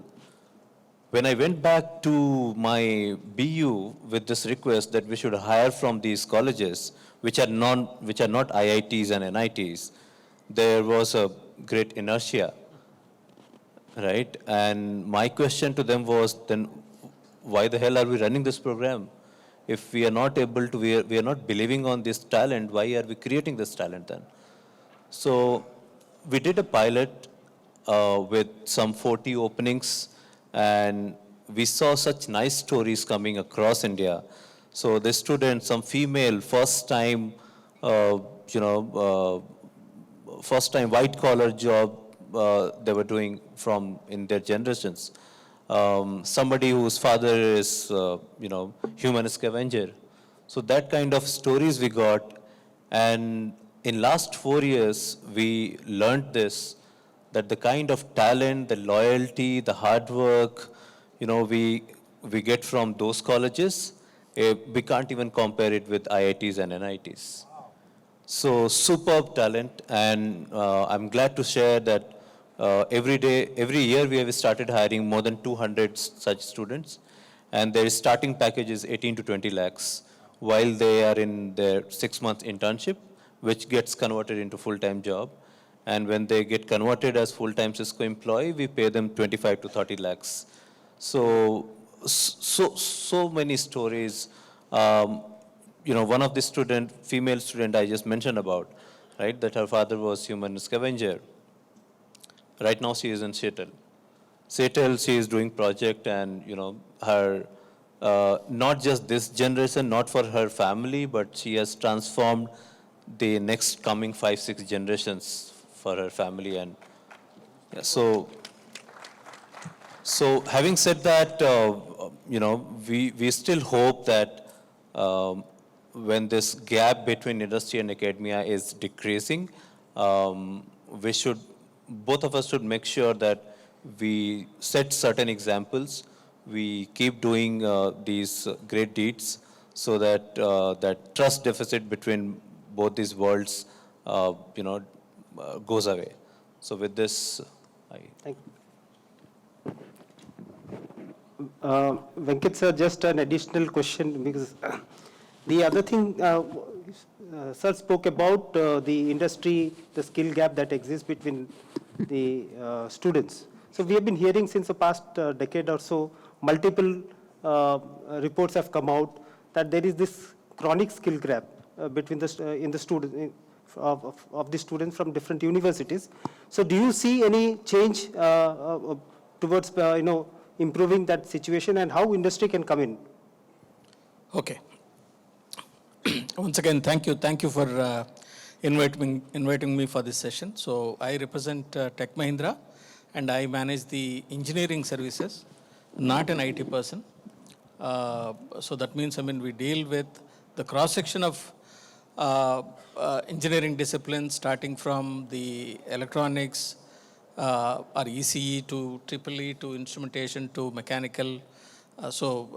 Quite a wide section of engineering population that we deal with. And in 30 seconds, we produce, if one of you are traveling in probably the A320 or A380, chances of some of the fuselage has been designed by our engineers. The vehicles that you are seeing, like Skoda Kodiaq and VW Taygun, the complete interior, exterior, whatever you see physically outside is completely designed by our engineers. So that's the kind of activity that we get involved. This group of Tech Mahindra, which is the larger part of Mahindra family. So coming to your question in terms of the gap, I feel there are two aspects in this collaboration. Wherever the numbers are limited, there is always a possibility to have a strong collaboration between the industry and academia. For example, I mean, if I'm wanting to give a research project, or if I want to take, I mean, probably a 10 people internship, it's always workable. But today there is a huge imbalance. The output that is coming from the industry, from this, the universities, particularly like SRM or VIT, it's in a new generation output that what we are seeing, probably compared to maybe 10 years back or 15 years back, it's exponential. I don't think, I mean, the industry is geared up to handle that volume, because I'm seeing on the other side, the practicality, as I said, I mean, the limited projects, a limited number of internship is always, we can make it success. But how do you get that experience to the larger population is the question. Still, I think we need to work. I think both the parties need to come together and put our heads together to solve that problem. And how do you expand it, probably that 10 people to maybe 50 people batch. And also another problem that we have seen is and we typically do screening and then pick them onto the program with an intent that they would get the offer to become a permanent associate of the organization. But half of them or even 60% of them would go for their masters. And in turn, I mean, actually the very purpose of doing that, putting that energy in terms of creating that internship and giving that experience on some live projects is kind of lost. That's also a challenge. I'm not saying, I mean, we should resist people to move, but we have to find a mechanism to see how we balance that, so that, I mean, there is a, I don't think, I mean, we expect any more ROI saying that, okay, if I invest on, say, 30 or 40 people as interns, who would go through probably 6 months of project work with us, they can submit the same project work, unless it is a very, very specialized and confidential project. They can submit it for their course credits and join us. And even if I get, I mean, at least 60 to 70% of the that team and accept and be a part of the organization, I feel, I mean, it is a successful engagement. Okay. So today we have that challenge. But the same thing, if I do it in probably a limited number, maybe our success rate could be better. But it is not viable when you're talking about, I mean, the intake could be as large as probably 2,000-3,000 in a year. Okay. Particularly the large services organizations, I mean, the top 5, you can name it, right? That's a challenge. But projects, definitely yes. But projects also, I mean, whatever that we are getting today is all core research. For example, I mean, algorithm development for autonomous vehicles. The time that we get from the industry from our end customers are also very limited. So that means, I mean, somebody should have already doing that work and is in a position to give that solution probably in a 2 months' time, 3 months' time. And we will not have that luxury to do that R&D. I'm talking again from a typical services industry point of view, right? So that's also a challenge which we need to see. Or there should be a mechanism where certain center of excellences that certain universities need to publish, so that, okay, if anything on probably autonomous vehicles, I mean, I go to this. Anything on probably some network solutions like Cisco and others, maybe, I mean, these are the 5 universities that are doing the center of excellence, so that it is easy to, and they would do that research in a continuous manner, and it is easy to tap into that talent and technology. Thereby, I mean, we don't lose that time, because industry will not give that time to come up with a solution for some of the cutting edge solutions which they are actually looking for, right?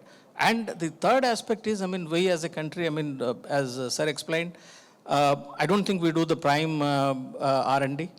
And though we have the talent, I've seen, I mean, very few organizations like GE have published those global patents sitting in Bangalore in a rigorous way. And maybe, I mean, other companies like Honeywell and few others have done it. And it is also an expensive proposition, 20 to 25 USD, K of USD that we need to spend. But that is on the core R&D. But there is a talent. There is a talent, and people are willing to walk through that extra mile. We will be able to definitely do that bridging.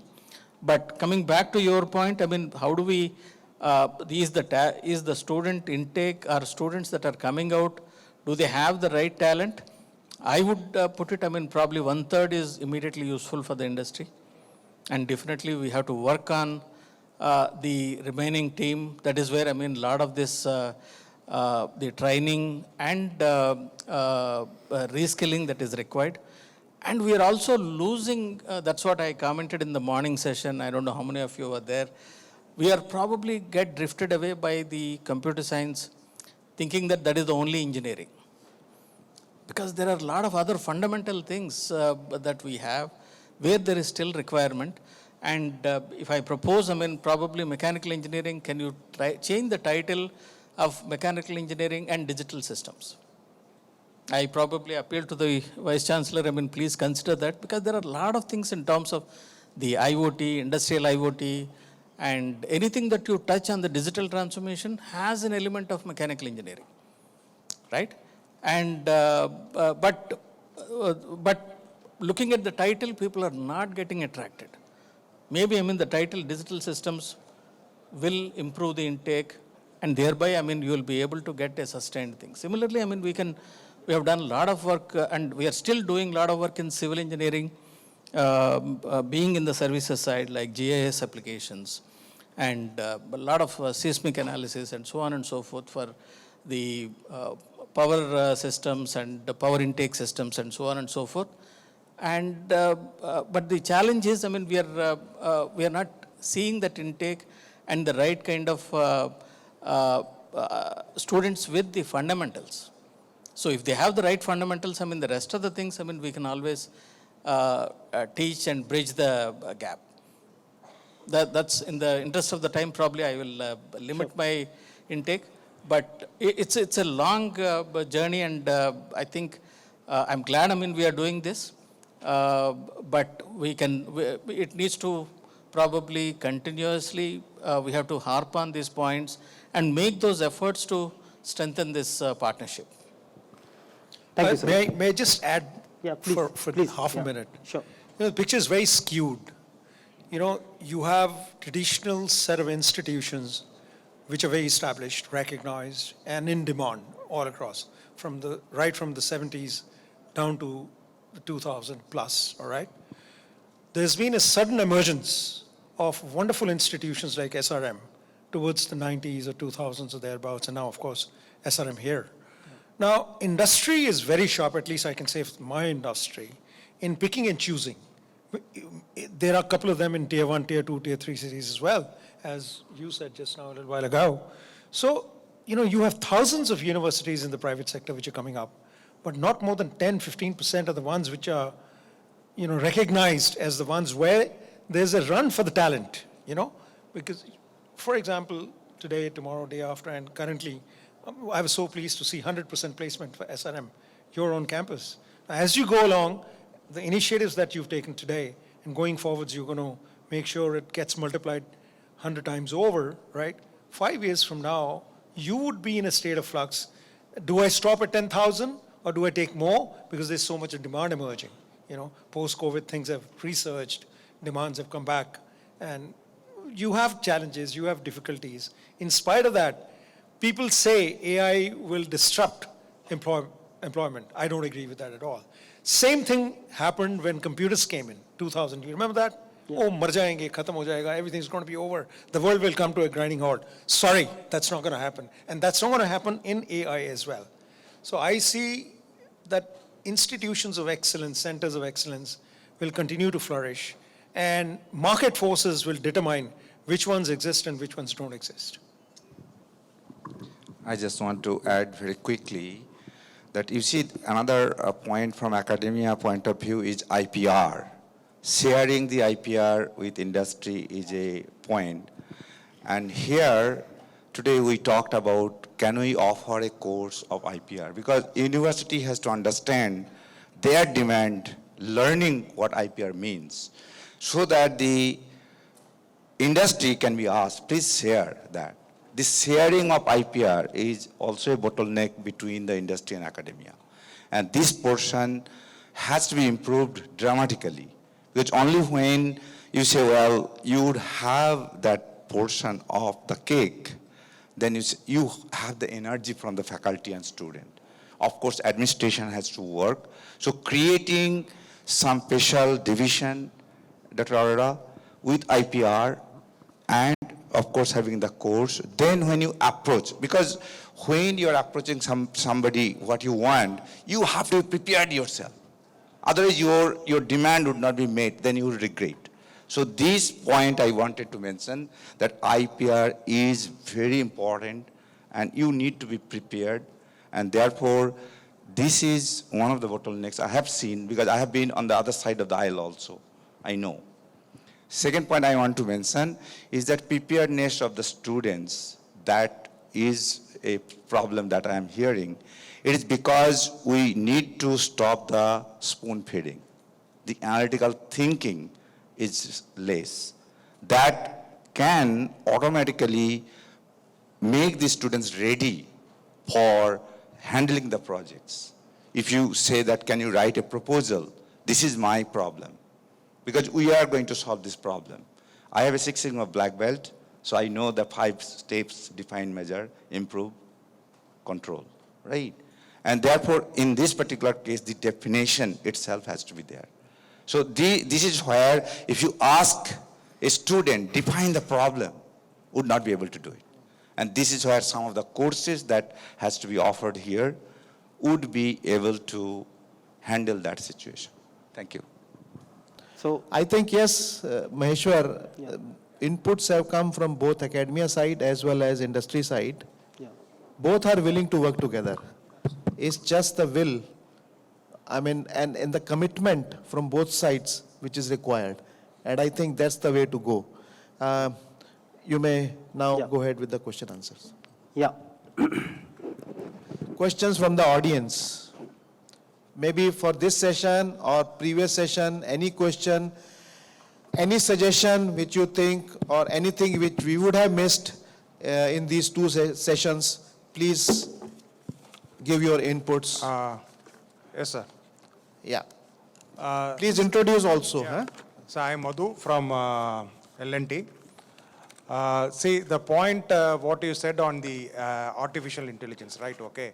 So that one, it is true, but what happens is, for 80%, see, we normally say that, see, work-driven, more of workman-driven part can be transformed into artificial intelligence.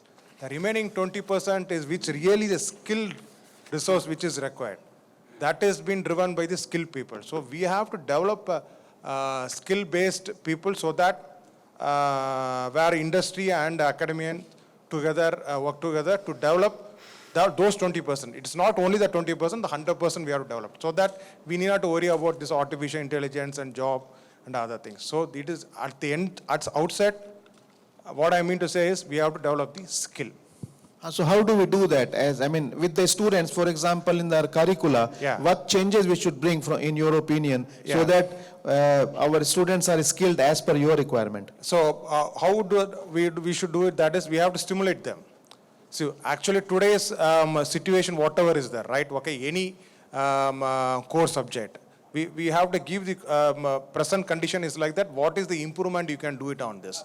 So that the creativity start generating it. So the options A, B, and C, it will start generating it. With that, their creativity increases, so that the process gets improved. No, I totally agree with you. This demon of artificial intelligence can be beaten by true intelligence. Yes. And the true intelligence is that you tell the students, Dr. Arora, that this is what AI says, right? We want something beyond that. think about it. You'll see, you'll trigger a thought process to beat the AI demonic. You said, I think the gap is reducing. Let's look at the positive side of it, the academia and the industry gap. It's truly decreasing, and these moves like this, whatever you are doing, are wonderful. And, I think the students, because I was also just, more than spending time here, I was talking to your students today, and I was trying to understand, and they feel good. Maybe we just spent a couple of minutes, but I see a lot of enthusiasm and energy in them. And guys, I think industry and the academia, both of us, we need to tune to the students' level as well. I think that is where we need to teach them the life, okay, and the rest of it will fall in place. I think I've seen in your curriculum, semester 4 is all about, the health, fitness, yoga. These things, I would suggest, in the morning also I was sharing in the panel as well, bring it to the first few months. Okay, let them prepare. I mean, see, it's all life. You and me also, we have been learning. We have been diving, of course. It's not that all of us are fit again and then we are 100% fit for everything. So I think only my request would be get them motivated, get them that energy going, and that should be instilled in the first few months itself. And that need not go in the 4th semester, but should be a part of the life. Good suggestion. Yeah. Hi, good evening, panelists. My name is Manish Aran, Tech-Enabled Businesses. So this question is very generic, and this question could be specific to Dr. Rajiv and could be Dr. Arora. I've been to parts of more than 50 universities and colleges, and right from studying at IIM Calcutta goes to the tier 2, colleges at Bastar district of the ITI, colleges. I think the one common thing that remains the problem statement for most of the colleges, irrespective of the grade or the quality, is why student get up in the morning, why should a student get up in the morning and feel happy about going to the college? And that's why you have attendance, mandatory attendance percentage of 70%. And trust me, I've spoken to 20,000 plus students, and most of the time they say that, sir, I attend the classes because attendance is mandatory. Without that, I don't get the admit card. Teachers harass me on their internal marks and stuff like that. So my question maybe to Dr. Arora would be how SRMs see themselves as the different. Number 2, as a whole, looking at 14 lakh schools, millions of students getting into the colleges, 4,000 MBA and around 1 crore people getting into the UG program, and only 12,000 to 1 lakh student getting job. How do you see this problem as a macro level and at a micro level? And if that is so, in what way industry and academia come into the picture as a whole? Because only 30% of the academia, so-called students, get into industry. Rest 70% of the students, they don't know even ABC of industry. And we are talking about, the industry academia. But one step back, India and Bharat coexist. So how do you solve the problem of Bharat? Just want to know from your side. So I will answer first part, second part will be answered by Rajiv. Okay. So you talked about attendance, right? Now, if the faculty change their mindset from teaching to learning, students will come to classes. They want to learn, not to get taught. If that change happens, then attendance won't be an issue. If you are making them do something in the classrooms, they will come running to the classrooms. Attendance, if we can take technology properly into our strides in our teaching learning processes, these attendance, all these things can be relaxed. Now the only danger, what is going to happen if we relax the attendance or no attendance, the classes of some teachers will be overflowing and classes for some teachers will be empty. Now, for that to happen, I think our faculty have to really come up to the level of teaching them, this young generation. If that will happen, I think only then these attendance things could be gone. But otherwise, I think if we can create that learning environment, attendance won't be a problem. I have never had a problem in my life when I was teaching. Always there was 95-100% attendance of the students in the classes. So it's just a matter of changing our own role, moving away from teacher to a facilitator. I think when that starts happening, students will be there in the classes. No worries on that. I just want to add a little bit to Dr. Arora's about this teaching. You see, what has been happening even today, teaching has been a monologue. Only teacher is talking, right? That's why he's telling that if you engage the students, then it is going to happen. I've been teaching same courses for 15 years. But what I do every semester when I teach the same course, I look at their faces, I recalibrate. I have told students in one class, if you want 5-star hotel meal versus fast food, tell me what you want. But same topic I can talk in 20 minutes or I can talk in 2 lectures. So this is how you have to see what they want. It is their loss if they want fast food. But it is also very important that you need to have discipline. I'm from Ramakrishna Mission. If there is no attendance, what Dr. Arora said, one classroom would be empty, other one is not there. You would see students would not attend the class. We have to have some discipline. Classroom discipline is very important to learning. Thank you. I just want to add one more thing. It depends on the input quality of students into a program. The input is very high, we need not insist on attendance. But if the input is very varying, we have some brilliant people and some people who are not so. All of them have aspirations, but aspirations have to be matched with efforts.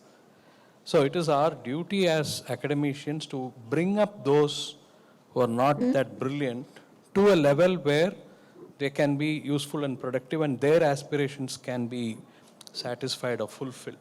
So I think depending on the input criteria, depending on the placement statistics, we can look at attendance. I mean, I come from an institute, my alma mater is BITS, there is no attendance required. People need not go to class at all, right? So it works there because the input is of a slightly higher level than other institutes. So if there is a varying input, then we need some kind of attendance to bring up those who are not so brilliant. So it's with a good notion. Yeah. And Manoj, to answer this typical problem of attendance and over-attendance and overflowing and zero attendance, etc., IIMs have devised, the traditional IIMs, ABC, have devised a beautiful methodology of class parts. We used to call it CP of 25% weightage. Sudden quiz, unannounced quizzes, right? So unless you attend the lectures and be interactive, you lose out on the both. So everybody attends, everybody is in there. And then, to top it up all, the icing on the cake is 360-degree evaluation of the professor also by the students. So that, by and large, will take care of the problems. So just on the lighter note, I mean, with the advent of, for the same problem, with the advent of technology, so many security cameras in the campus, okay, we can immediately communicate to the student whether he is attending or he is in the campus or not by doing the image processing of his face. And we don't have to publish it to everybody, but to that student, and tell him saying that this is your attendance status. Are you doing justice for your presence, and are you satisfying whatever the intent with which your parents are paying for the fee? I'm sure, I mean, probably the digital technology can help in a different way to bring people and at least mend their way. Proxies are eliminated completely digitally. Exactly, yeah, they cannot. So thanks for inviting all of us to this forum. My name is Srinivas Reddy. I'm from Tech Mahindra. I'm the HR professional. So I don't have any question for this forum because since morning to evening we have learned so much and we have discussed so much. We have covered all the points for this matter of agenda. But I would like to have a suggestion for all of us together, being academia and industry. So since ages, education is a continuous process. It is never ending. Whether it is computers, whether it is AI, ML, chat GPT, let it be upcoming technologies, whatever it is. Education is a continuous process. Curriculum revamping is also a continuous process forever. So that is the reason Guru Brahma, Guru Vishnu, Guru Devo Maheshwaraha. So it is a continuous process. Guru is always an important factor to grow our lifestyles. Even though today we are professionals, but yesterday we are all students. So that is the reason just I wanted to say, even though academia, you please continue this kind of sessions to please invite all the kind of industry professionals to your campus to betterment with seniors, so-called gurus. I mean, because they are experiencing with their physical presence into the industry, into their shop floors. So they will come to your campus and they will teach to your students, and that will help. That is called as a continuous process forever. So thank you so much for this. Yes, I think industry is willing to come to our classrooms. Why not? Already I have issued 3 appointment letters since morning, although imaginary, to my industry fellows. I need more. Please do come over. Next week, let my email be flooded with the request for helping us in teaching in the classrooms. Our design is very, very effective, wherein your involvement can be fairly very well integrated. You come, teach, assess. We will include that into their grades with no extra burden on students. I would be happy to involve you in any manner. Thank you very much. We'll keep our CVs ready. Don't worry. Thank you very much. So the session was very informative and enriching. I join my team members in expressing our gratitude to all the esteemed panel members for their insightful comments and suggestions. Please give a big round of applause to all the panelists. So without taking much time, where we started in, what is the objective of this complete dialogue? So we started with an objective of revamping the curriculum. So it's not again revision, it is revamping. So meanwhile, when we are thinking in the process of revamping the curriculum, where NEP guidelines have come, so the country is also going for a change in terms of education. We all know that, NEP 2020, and so many regulations are coming from statutory bodies. So we are trying to align with them. That's where the NEP recommendations, then further implementation policies from statutory bodies, everything we have taken into consideration. Then we thought, why don't we start the process of revamping by keeping all these things and also the present generation student requirement, what these Gen Z students want exactly. So that's what the context set by Professor Arora in the morning. Okay, what is the focus of this curriculum? So where certain objectives have been defined. Then we went back to the schools, we discussed with the deans, then we started preparing the frameworks. Different committees have been constituted to work on various dimensions of the curriculum. Then we converged into a particular framework. Then we handed over to the departments for proposing the courses where people have done different, and it is work in progress. Still, even today, what it has been shown to all the experts is a work in progress document only. So suddenly we realized that we are missing important stakeholders. So we have decided 2 weeks back only. So my team has done commendable job in bringing this many people within these 2 weeks time. So we decided let's not call 1 or 2 experts to academic council or BOS kind of thing. Let's listen together.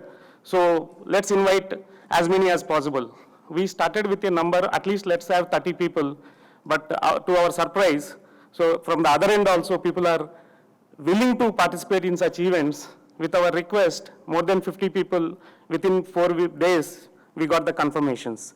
So we are very thankful for all of them.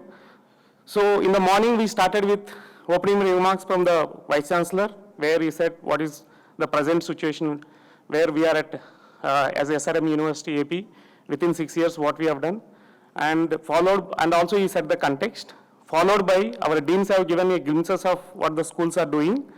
Then 2 guest of honors have shared their experiences and how their universities have helped in achieving whatever they are today. So then we moved to the parallel sessions. So there it was like, again, we divided into 5 groups. So 5 groups have deliberated, and I'm going to present it, some glimpses of what I got it from the different teams. Pardon me if there is something wrong, because immediately we have to compile and put it.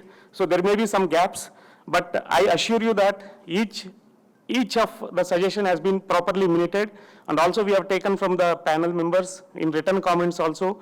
Everything will be compiled in due course of the time. My team members also, my faculties will be in touch with the respective counterpart of the industry, wherever it is required the support in understanding in a better way, because it is very difficult in 1.5 hours to conclude everything. We all know that.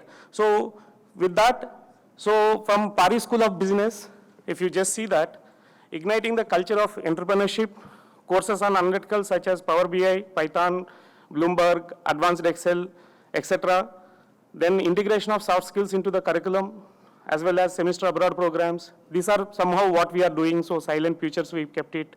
Whereas on the gap side, it is being like networking skills to be included as part of the entrepreneurship, and multidisciplinary entrepreneurship to be encouraged, because right now, whatever even our Paris School of Business, they said that our BBA students is doing this, BCom student may be doing something else, engineering student may be doing some entrepreneurship, but we can also think about multidisciplinary entrepreneurship kind of activities. This is one suggestion came. And government, business, and society to be included in the courses, as well as professor of practice for teaching open electives. Already Professor Arora has assured that it is already a practice, and we have already rolled out the policy. Whoever is willing, it will be done. And all other things like demographic analysis and gap analysis, gamification of courses, enhances the willingness to learn. This is something like delivery part of it. How do you gamify the courses in teaching learning process? Now it is always we talk about no more teaching, it is only learning, learning, learning. So that's the emphasis on that. And inviting manufacturing companies to set up facility to enhance the experiential learning part of it in the campuses. Okay, where even all these managers, where they are going to do. So it has to be, they have to experience that managerial aspects also, even business school students. So try to see this aspect. These are the kind of recommendations. And setting up in-house retail outlet to enable students to work on as well as. So some of the things, we will try our level best, how much we can do it, but ultimately it is not one-day affair, it is a continuous improvement, we all know that. So this is a beginning, and every time it will be a new beginning. For this process, there is no end, I would say, in this process. So we will try our level best to do that. And when it comes to engineering, there were 2 sessions, one on computer science, ECE and EEE. So where there is like emerging trends are included in the courses. Curriculum should give big or holistic system level understanding early at those semesters, okay? Because when they join in the program, you must see that, okay, why I am choosing this program, that system level approach at the beginning of the semesters, if we can provide it, that is one thing. Then industry practice, project planning, exposure, system exposure, these are some of the things. And at a few other gaps which identified was dynamic modeling for wind, solar, inverter, battery. It may be from different departments, any of these departments. And I'm omitting here any suggestions exclusive to the course levels, okay, which I have not included in compilation, because course level things will be taken care of it. And GitHub and the new open technology can be adopted by students. So this is, as part of your courses, try to include this GitHub, how much the student is progressing in that particular platform, etc. And also Linux system, threads, shell scripting course can be also included. And foundation courses like physics, maths, may be different for different programs. That is one of the suggestions which has come. Need not to be the same foundation for everyone. So as well as industry expert to teach the course from the view of power industry requirements, okay, because wherever there is changing technology, so sometimes it is better, because our textbooks are the content available, sometimes the faculty may have to also upgrade. Meanwhile, he upgrade it, it may be better if you call directly the experts from the industry and co-teach, that would be definitely helpful. That is what we are talking about from the morning, collaboration, collaboration, collaboration. So that definitely helps, okay, from both sides. And at the same time, faculty should participate in conferences sponsored by various agencies, and percentage of core course might be increased. But these are certain guidelines, as I would say that we will relook into that. But the new NEP credit framework suggests that 50% should be the core and 50% should be on other skills like ability enhancement, skill enhancement, multidisciplinary, as well as value-added courses, internships. So they are focusing on something called lifelong learning. So that is more given emphasis, and you give 50% to the core. So however, there is a suggestion to increase the core also. We will look into that, how much we can do wherever it is applicable. And also bring some industry, academia, collaborative policy kind of thing wherever applicable. So we'll see that, and need to approach the industries for supporting industry exposure of the students. So this is again a continuous process where through internships, minor projects, major projects, whatever it is applicable, we have to approach and continuously be in touch with the industry to get that help. And for civil and mechanical, where the placement of innovation and entrepreneurship course, there was a suggestion that it is too early, maybe you can move it in the little later stage, okay. Whereas course sequencing may be relooked into that, the way they sequence the courses in the first semester to fourth, fifth, sixth semesters, you just relook into that. And also hydrogen engines to be included, very specifics, we will see.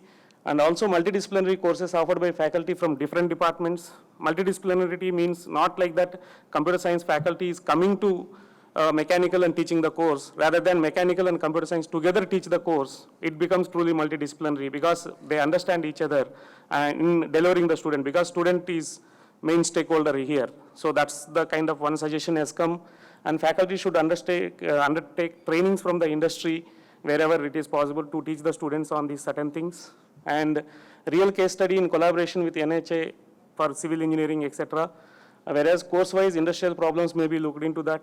A bank of problems from industry course-wise, we can build it at the beginning of the delivery of the course so that those can be used. And benchmarking of the courses, this has come. What is your benchmark for the course? How you have designed the course kind of thing. Definitely our team will look into that, okay. Then it comes to sciences.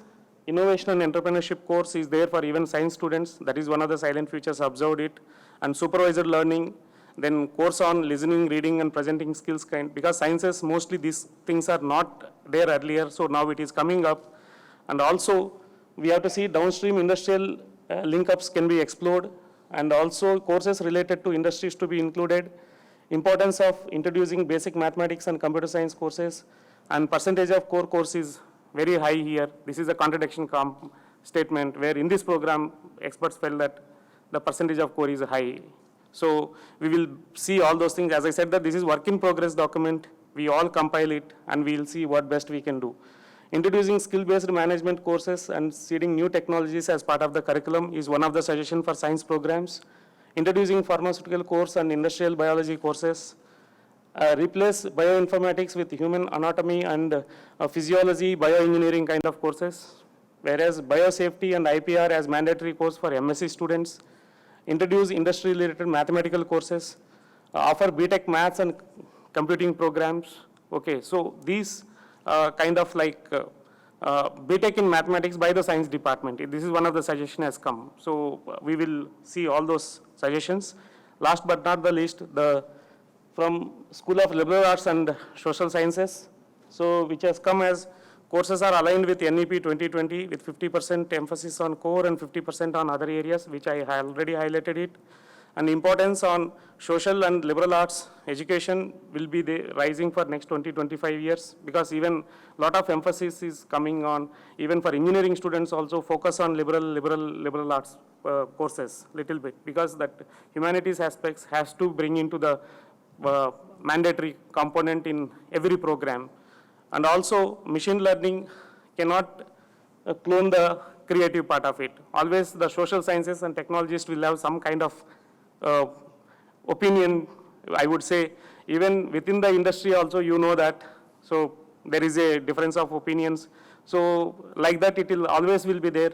As we all technologists talk about to include technology in every other program, but other side it will come that, okay, it cannot replace the creative part, most focus on the creative aspects of the thing rather than the technological aspects from the liberal arts point of view. And also consequence of change happening in the society to be experienced by the students, how to do it. This is all from the liberal arts and social sciences point of view.